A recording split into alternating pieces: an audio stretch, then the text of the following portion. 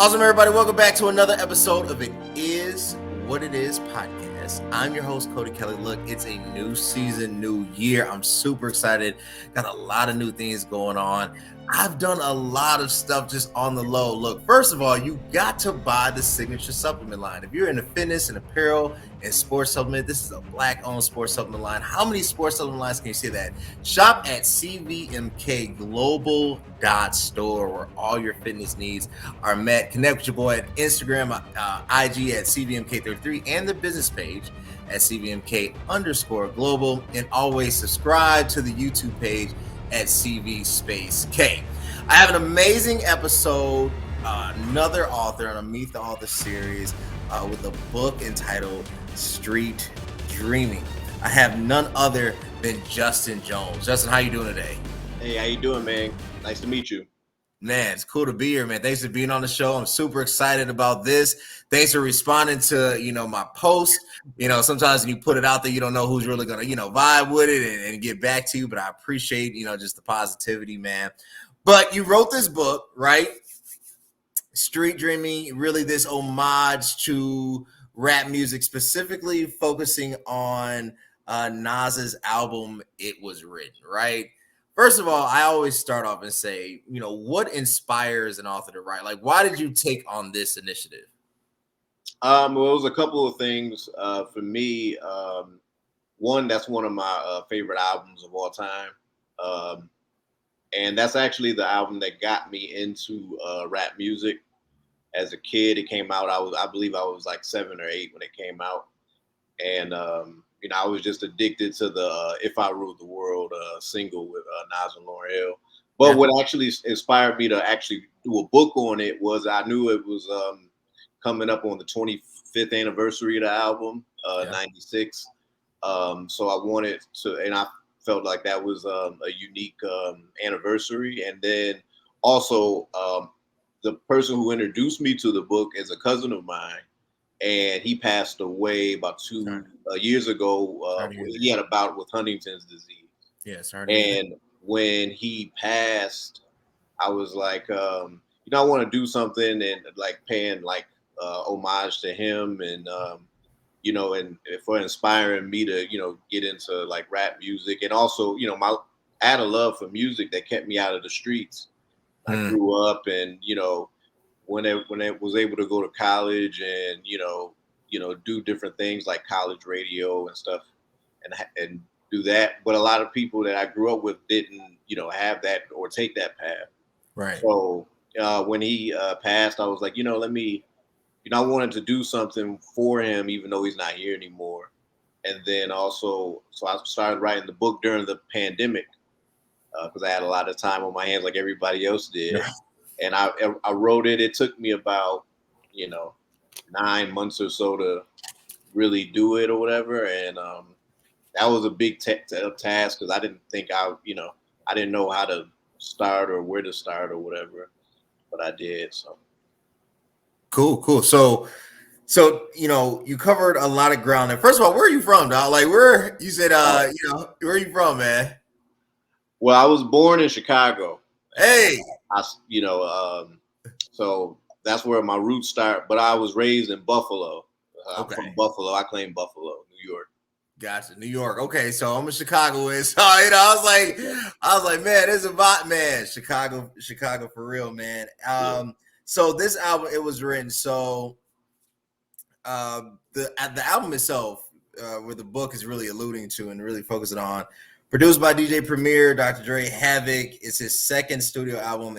I did not know this. This was a fact that I was shocked. It's still his best-selling album of all time. Debut #1 on U.S. Billboard 200 charts, and it's certified triple platinum with 2.5 million sold.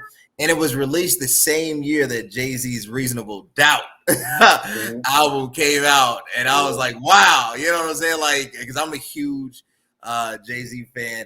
So with Nas's album, take me through the process, because you mentioned something. You talked about the laws that were passed that has influenced culture. So take me through that process.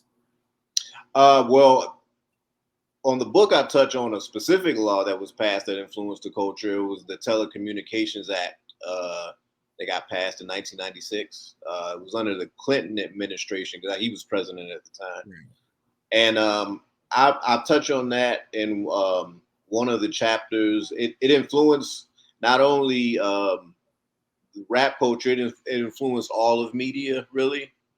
For anybody that wants to look up that law up, as far as TV, radio, also internet, because internet was becoming big at that. It was going to become big at that time. It was like the pretty much the start of it around that time. And but the part that I touch on the book is how it allowed for a lot of radio stations to be merged with big corporations. So a lot of local radio stations at the time who would promote like hip hop or local hip hop or whatever, like that changed once that law was passed. Not exactly in that year; it was mainly in the years following, but it allowed for big corporations to buy up smaller radio stations and then influence playlists that would be played like throughout the country. So something like that might seem minor like that to most people, it actually impacted music in particular in like in a major way and like within like the next few decades. So yeah, no, it makes sense. It basically opened up the market for smaller players. So, what was considered underground or, non-mainstream became automatically mainstream because they both kind of fed in to that vein. I think it was the first time that minor companies could compete. Like it kind of removed this or I would say this really presence of a monopoly, right? Because at that time, music was controlled, right? Like you couldn't just like now, if somebody wants to blow up, they release a song, they can put it on like DJ Distro, you could literally like market yourself into stardom. But there was certain channels during that particular time you actually had to go through. So this is kind of like the breakdown of the start of the breakdown. So that's cool. So you talked about 96 was huge because it made hip hop mainstream, right? Like before, it was just a sub genre, right? By 96, you have Pac, you have Biggie, you have mainstream artists that is getting played on MTV, right, right, and the whole cultural influence behind that. Tell me, how did that specifically impact you? And then how does it like work itself into your writing? well, it impacted me then because that's how I got into rap, like looking at MTV. It was specifically that year or around that time, looking at MTV and BET and VH1 and the music videos and everything like that. Like that actually had more influence on me than actual radio. Yeah. And it did for like years to come in my growing up or whatever. So that that alone is was big as far as influence, and that was a big year because, like you said, Tupac was around. The Fugees came out that year. Busta Rhymes, Jay Z, um, he had came out with the Ain't No record at the same time that summer or whatever. So that's actually one of my favorite years in hip hop because it was so many people. Either they were at the peak of their careers, like LL Cool J, or they were just starting. Yeah. Yeah. No, that's true. So it's crazy. So I agree with you. I think 96 was like an awakening, right? It was so crazy. So, I grew up, in the church. Parents, were ministers and whatnot. So I couldn't like watch BET. Like they wouldn't let me. Right. Right. So like I would hear about Biggie, Pac through my older cousins, so I would listen to it while, I was with them. The only rapper that I was like allowed to listen to was like Will Smith. No, there's no shade. I'm just saying, like, my mom was like, well, he's clean. I like him. Like I can listen to Hammer. I can listen to, Will Smith. And then, when Biggie and Pac kind of like started to really, take off, despite their demise, their unfortunate demise, you kind of it just like it created this new like energy behind the music, right? Mm-hmm. So the first rap album that I buy is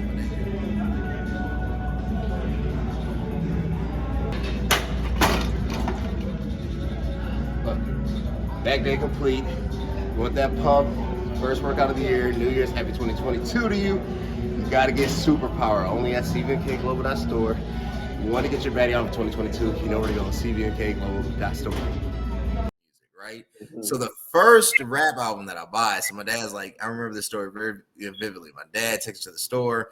Obviously, this is when they were still selling CDs, and then the CDs actually had real artwork, right? Like if you bought it, you had the full album and the lyrics and everything. So it was a real thing to go get music back in the day. And so my brother buys Ready to Die, right? He buys Biggie's album, and then I buy Missy Elliott's album, The Real World, right? Because I was I was hearing, it was like, bro, Nas is on this. I didn't even know who Eminem was. It was like the whole this whole album is fire. So I'm like, the really my first like hip hop experience. And I'm like, this is cool. And then until my mom heard, literally heard Rick and sat there and listened, did like a demo of the CD that I bought. It was funny, but I totally agree with you. I think 1996 shifted a lot of things, and it was a start for a lot of people, right? Like people now that we consider the GOAT really kind of got their start in 1996. Like he was like, oh man, Jay came out, Foxy Brown. I mean, there's a whole host. Master P was really starting to take off, so there was just a lot of just energy and a lot of just influence going on in that particular thing. So you write Street Dreaming. You mentioned, you said it was during the pandemic. You had a lot of, you had time on your hands to really kind of discuss your connection to this piece, discuss your reasons why, and particularly focus on Nas's album and kind of write a essay book. If you could meet Nas, what would you tell him? What as if you think about when it was 1996 or 7, so you and me are around the same age. It sounds like you're a late 80s baby like myself. Yeah. You can meet your idol. You can meet Nas, and you could say, this influenced me. Why? That's a good question. I wasn't prepared for that one. I think I would say to him, your music saved my life. It kept me out of trouble, kept me out of the streets, and it transcended me to even going to school, going to college, and transitioning out of that and everything, and it opened up my mind that it's cool to to read and that this, that, and the third. So I would tell him, thank you for your music, your art saving my life and everything. And I would tell him that the book or whatever is me basically that's because it was written as not my favorite Nas album. I got other ones, but it was written as the start of my fandom for the culture in general. So it's basically me giving back to what I feel like has been, was given to me. So first of all, what is your favorite Nas album? My favorite Nas. Most people would say Illmatic, but it's actually Godson, because I know that's when I was in high school when that was out. I remember Godson. Godson was so. I remember. But I think I think Illmatic is like the perfect album, but it's not my favorite album. Godson is my favorite album. Illmatic is the perfect, possibly one of the it is one of the greatest albums of all time. And then you have like It Was Written is also a favorite, but because I was too young to understand it was written, so I grew up and got older. That's one of my second favorite, but Godson is actually my favorite.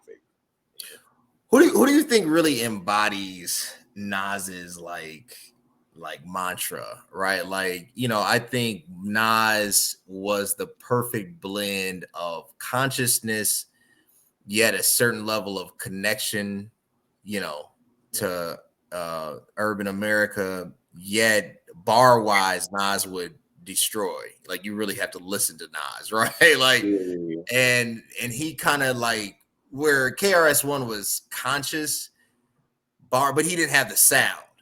Yeah, and it's not a diss. It's just that sound was different. Like with Nas, it was a real like Nas had the voice, right? So, you know, in my opinion, I think if there's any rapper out there that has that just kind of drive, it's Kendrick Lamar, right? I think that's the closest you can get to it, right? Who do you think really embodies Nas's kind of flow? You mean like in today's time? Yeah. I think as far as subject matter, it's probably Kendrick Lamar.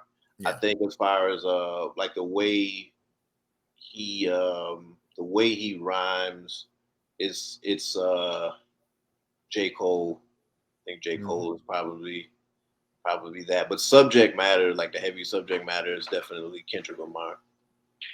Yeah. No, I agree. J. Cole's, yeah. You really the thing about J. Cole's like I had to really listen, you know, sit there and like, okay, play it back. Yeah. Okay, play it back again, right? And like, wait a minute, what do you say? Like, he is a artist that literally, if you took the music, you took the beat away, he would be a poet. Like his like that's really what he is. And you have to listen, like, wow, did he just, you know, what did he say? That's why he got the Pulitzer Prize, Kendrick Lamar, because of that. Yeah. J. Cole is phenomenal, man. I hats off to J. Cole. I think that is what's needed. You know, I would say like if they're this generation that's leading to me the charge of what hip hop should be and could be, it's Kendrick, it's J. Cole, and it's Chance. You know, I mean because Jay and Nas is, you know, they're the captains. Like nobody, you know, they're in another level that, you know, it's like if you get to that level, and I mean, you can throw Ye in there, I'll throw Kanye in there, you know, but like they're just in a class by themselves that every now and then they just let you know that they still can rap and they'll throw out something, but they're not. I feel like they're not interested, even though Nas's EPMD album came out, and that was deep. Like the song he had with Eminem. Mm-hmm. Yeah, right. He murdered it, right? Yeah. Even though M will shock you. You be like, what? You know, like Marshall Mathers, man. Like Eminem is still that guy. If you really listen to him, man. Yeah. Jay and Nas is like I always say they 1A and 1B. Like you can't really have one without the other. No, I wish they honestly would do a versus. Yeah. And I know they will never do it, but I would just. You know, because catalog wise, I mean, obviously, like nobody can mess with Jay-Z's catalog because Jay has written more than he's rapped. Like, he can play just the stuff from the 90s alone. Yeah, and it's just you don't even have to go beyond 2000, and he still wins. Yeah, I touched on Jay-Z a lot in the book too, especially like chapter 2. Because it's important to note, like it was came out with the date it came out. Reasonable Doubt, Jay's first album, came out the week prior. Mm-hmm. That was very interesting.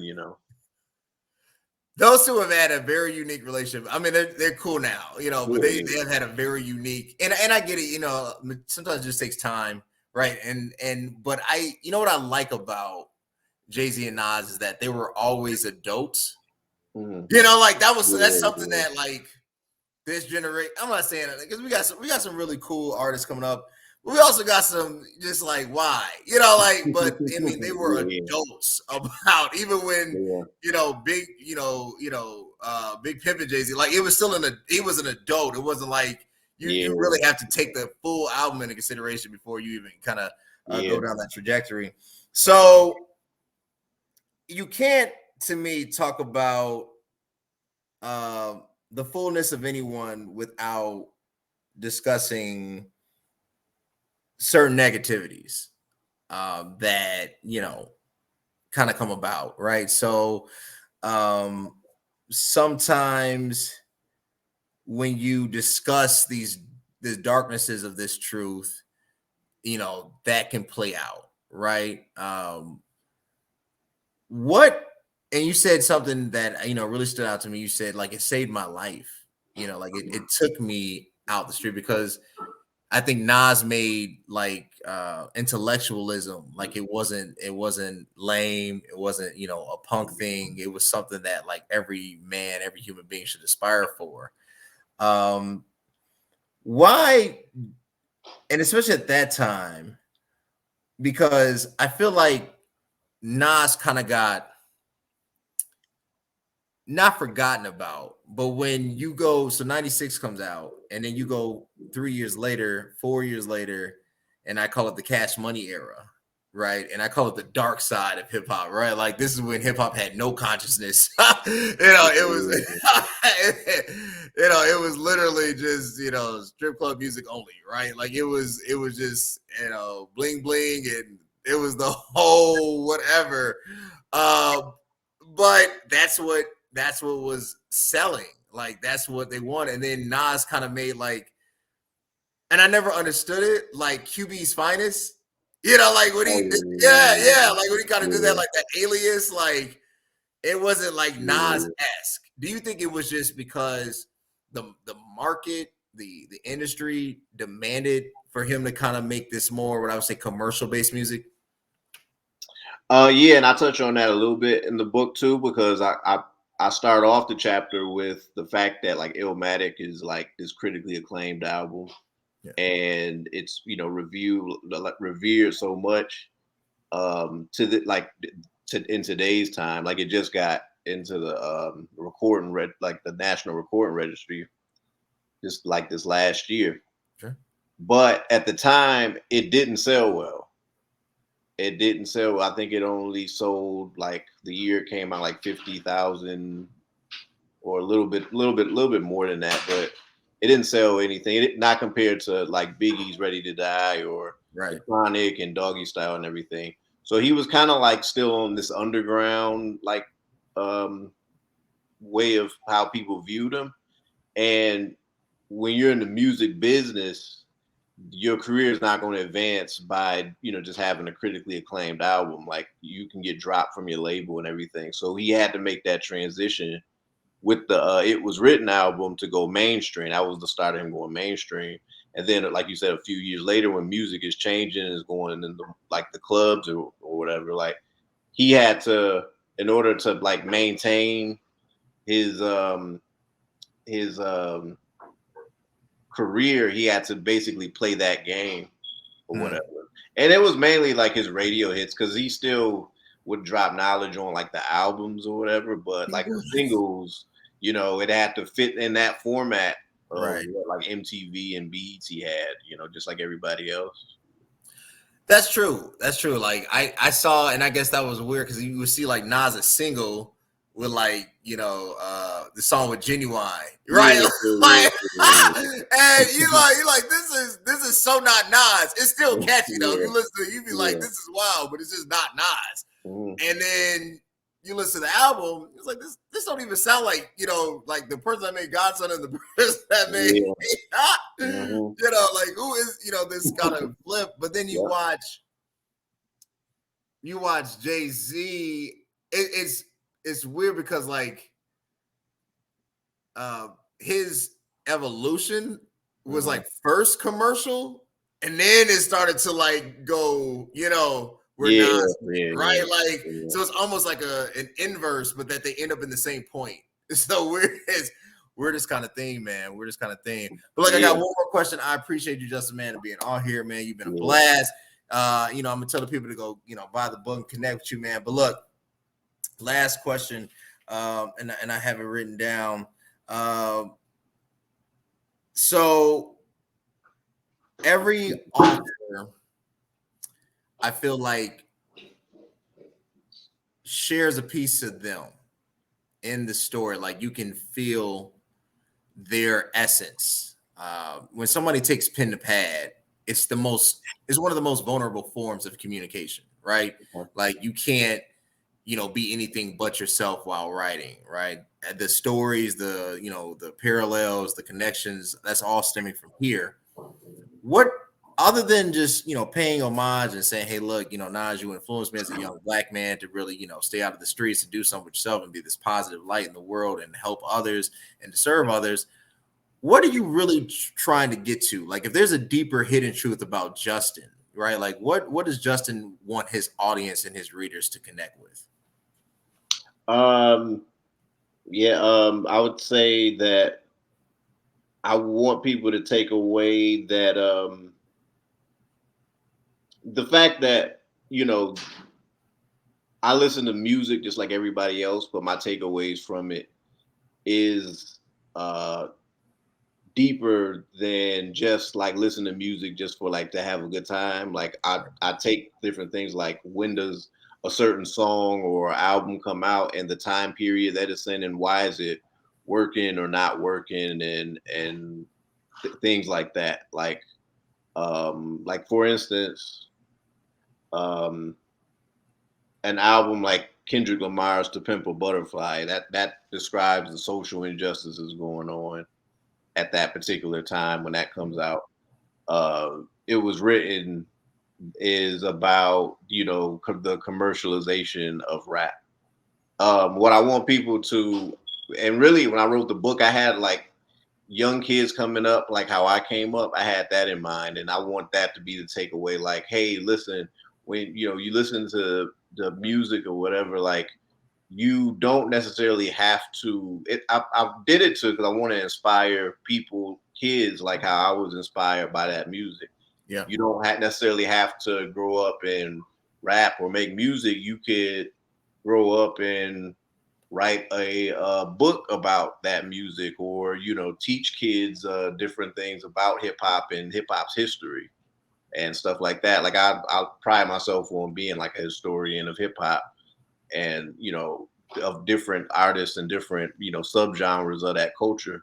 So basically it's me, especially young black men, like you can you go through a lot of different avenues if to get your voice out and to inspire other people just like I would.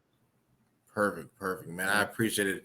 Y'all connect with Justin, man. You see this brother out here just read a book, Go Cop Street Dreaming. Justin, tell the people where they connect with you, where they can purchase the book, where they can follow you on your social media platforms. Okay, you can follow me at Essential Vision, ESSENTIALVISION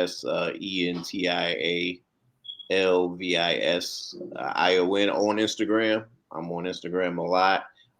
There, I have the link for the book. The book is, and also Justine Jones on Facebook. But you can, I have the link for the book on Instagram. It's on Amazon.com. It's on paperback, and you can get it on Kindle too. And then I'm working on doing Barnes and Noble, but that's not yet. So that's just Amazon for right now for paperback and Kindle. Perfect, y'all. Go to Amazon, put in Street Dreaming, go get it, put it on your Prime.